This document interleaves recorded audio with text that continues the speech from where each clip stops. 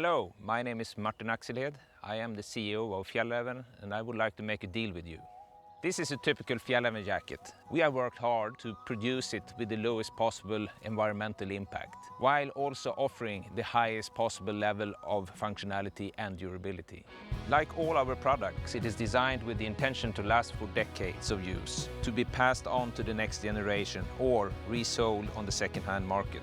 This way, fewer products need to be produced, less energy needs to be consumed, and fewer products will end up as waste. But for that chain of events to work, your participation is needed. Which brings me to the deal I'm proposing. If we promise to continue to work hard, making long-lasting products with as little environmental impact as possible, will you promise to let those products work hard too? To use them for many years and not replace them with new products 1 or 2 seasons later? It might take some extra care and perhaps some repair as the years go by, but it will be worth it in the long run. What do you say?